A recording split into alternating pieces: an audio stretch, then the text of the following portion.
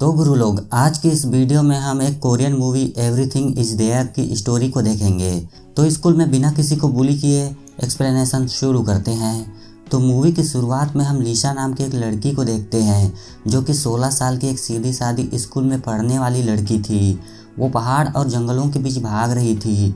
उसके कपड़े फटे हुए थे और मुंह पर बहुत ज़्यादा चोट लगी हुई थी। फिर अचानक से वो फिसल के गिर जाती है।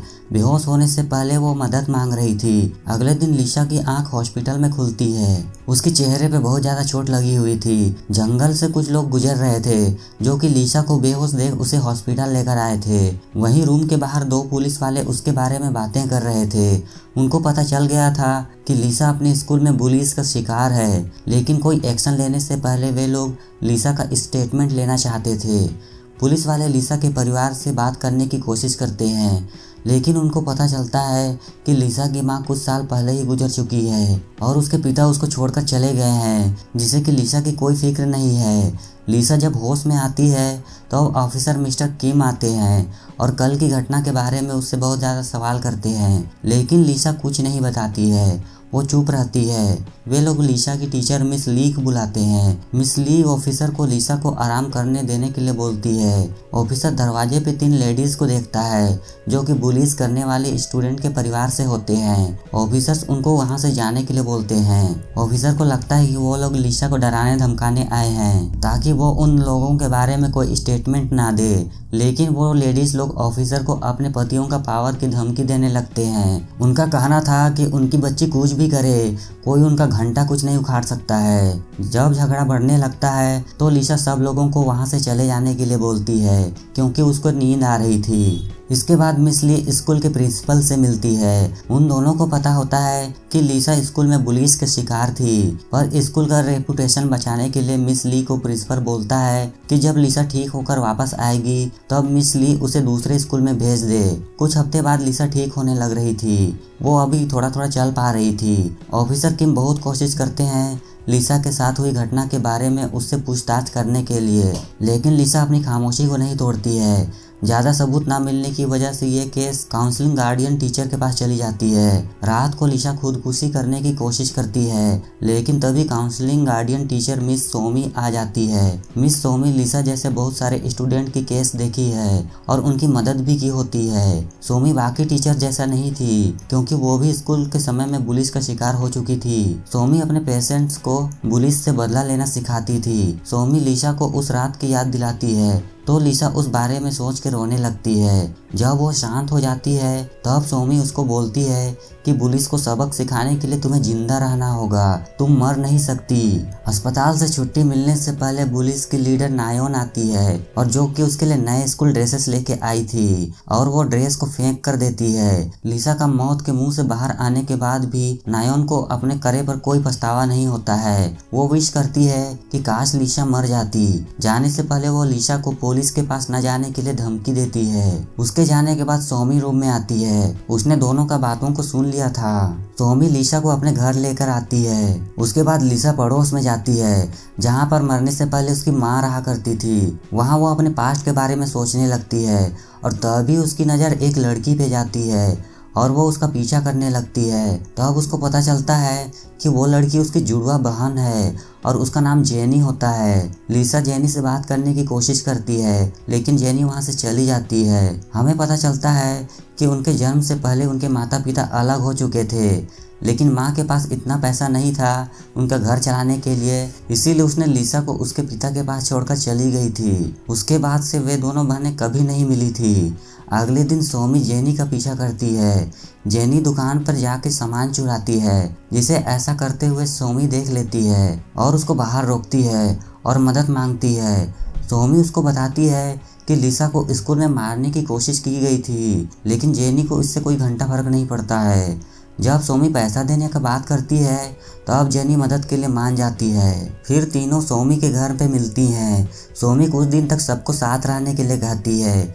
जेनी को यह बात पसंद नहीं आती है, फिर भी वो मदद करने के लिए तैयार हो जाती है। जब सोमी उसको लीशा की जगह पे स्कूल जाके पुलिस को सबक सिखाने के लिए बोलती है तब जेनी मना कर देती है, क्योंकि उसके पास स्कूल के खर्चे उठाने के लिए पैसा नहीं होता है, और वो बाहर चली जाती है। बाहर आते ही उसको एक वीडियो मिलती है जिसमें कुछ लड़कियां लिसा को मार रही थी और परेशान कर रही थी, उसको हंस हंस के लात मार रही थी। यह वीडियो देखने के बाद जेनी को बहुत ज़्यादा गुस्सा आता है और वो वापस रूम में आके लिसा के पास जाके उसको डरपोक बुलाती है। वीडियो देखने के बाद लिसा परेशान हो जाती है। लिसा की यह हालत देखकर जेनी को बहुत ज़्यादा बुरा लगता है और फिर वो मदद करने के लिए मान जाती है और सोमी से पूछती है कि ये पुलिस लोग उसे कहाँ पर मिलेंगे। अगले दिन जेनी लिसा की जगह पे स्कूल जाती है। वहाँ सब लोग उसकी इस बदलाव को देखते हैं लेकिन कोई इतना ध्यान नहीं देता है जब तक क्लास की बुली लीडर नायोन नहीं आ जाती है। नायोन उसके पास आके उसके टेबल के ऊपर बैठ के इतना सब होने के बाद भी स्कूल आने के लिए उसको क्यूट बोलती है। जेनी नायोन की हंसी देखकर उसको पहचान जाती है। उस वीडियो में नायोन भी थी और वो ही थी जो कि बोल रही थी लिसा को मारने के लिए। तो अभी जेनी उसको एक थप्पड़ खींच के मारती है और नीचे गिरा देती है और उसके बाल को पकड़कर उसके ऊपर बैठकर उसको फिर से हंसने के लिए बोलती है। इसके बाद जेनी उसका गला पकड़ के वीडियो बनाने लगती है। अब ये हरकतें देखकर बाकियों की फट के हाथ में आ गई थी। वे लोग डर के मारे उसके तरफ नहीं आ रहे थे। तभी टीचर मिस ली आती है। तब जेनी रुक जाती है। फिर मिस ली दोनों को प्राइवेट रूम में ले जाके नियम कानून बताने लगती है। लेकिन जेनी ऐसी लड़की नहीं थी जो कि टीचर की बात मानेगी। इसीलिए जब मिस ली बाहर जाती है तो अब जेनी पेन लेकर नायोन को धमकी देने लगती है। इसीलिए नायोन डर जाती है। जब जेनी बोलती है उसने लिसा के साथ गलत किया है। घर आकर लिसा को नायोन की वीडियो दिखाती है लेकिन लिसा को यह सब अच्छा नहीं लगता है। सोमी जेनी को अगली बार ऐसा कुछ ना करने की हिदायत देती है। अगले दिन दोनों बहनों का जन्मदिन होता है। दोनों अपने लिए केक लाते हैं। दोनों पहली बार एक साथ बैठकर खाना खाते हैं।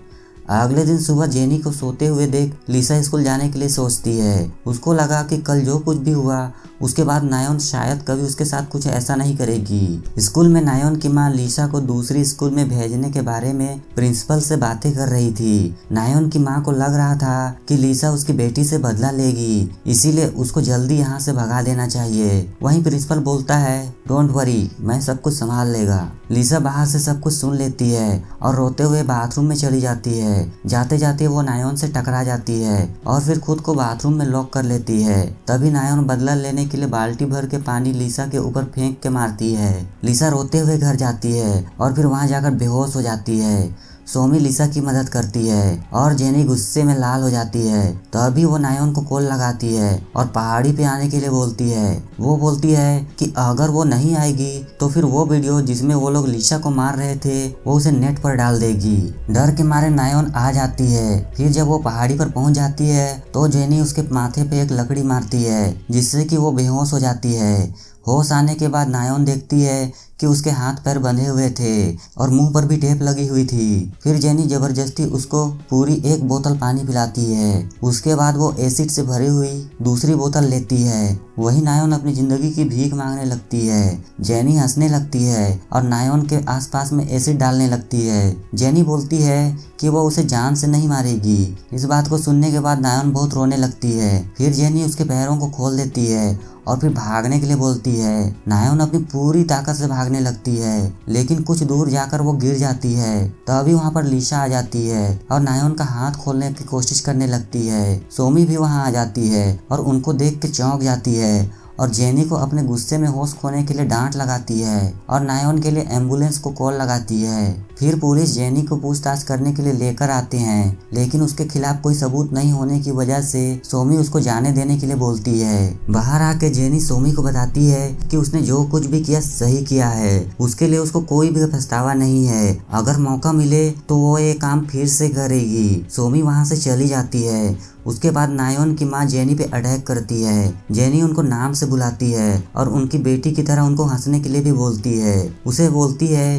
कि मैंने उससे बदला लिया है। तब ऑफिसर को पता चल जाता है कि इन सब के पीछे लिसा है। जब ऑफिसर किम लिसा के बारे में पूछता है तब वो बोलती है लिसा जिसे कि आप ढूंढ रहे हैं वो तो घर में है। ऑफिसर किम लिसा के घर जाते हैं लेकिन वहाँ पे उनको कुछ नहीं मिलता है। तभी किम को हॉस्पिटल से कॉल आती है कि नायोन को होश आ चुका है। नायोन बोलने लगती है कि कोई और भी था लिसा के साथ जो कि उस पे अटैक कर रही थी। फ्लैशबैक में हमें दिखाया जाता है कि लिसा अकेली थी जब नायोन जमीन पे गिरी थी।